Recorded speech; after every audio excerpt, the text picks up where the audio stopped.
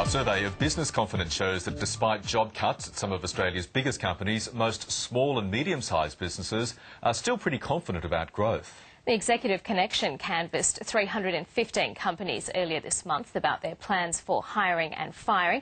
Nigel Stoke is the organisation's chairman and he joins us now from Sydney. Good morning. Good morning, Karina. Just firstly, I want to ask you about Labor's leadership troubles and the effect that that's had on business, and the small business owners that you speak to, they must be pleased that it's now been dealt with. Well, we don't really poll those sorts of issues with our members, so we're very much there to provide leadership development for them. But I did happen to be at a meeting of our own group yesterday, and I have to say that there was interest that it was all over and just keen to move forward. But this has been a rather unsettling period for business. We've heard that from big business, certainly. I think for most business owners and chief executives of mid-sized businesses that they would prefer to see this all settled and see a stable leadership moving forward, but I don't think they would they get too concerned about their day-to-day business in terms of what's going on in Canberra. And are you confident that the issue has now been put to bed? Am I personally confident? I wouldn't think so, but I can't really speak on behalf of our members for that.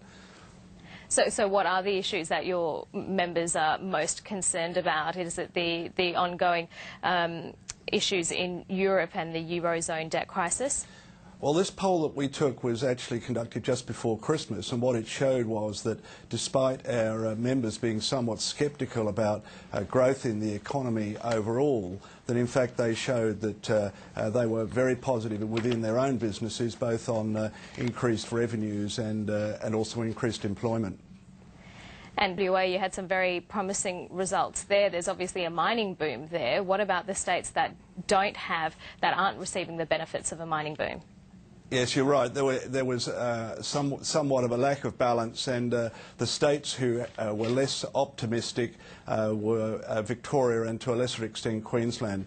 But West Australia came through very strongly with clearly a very buoyant economy and expectations from our members there of both increased revenues and increased employment more or less across the membership base.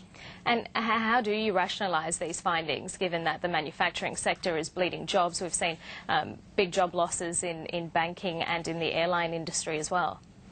In the SME sector, we have members broadly from across the economy, and the manufacturing sector of itself is a relatively small part of the total economy. So for much of the rest of our businesses and our chief executives, they're seeing growth in other segments of the market.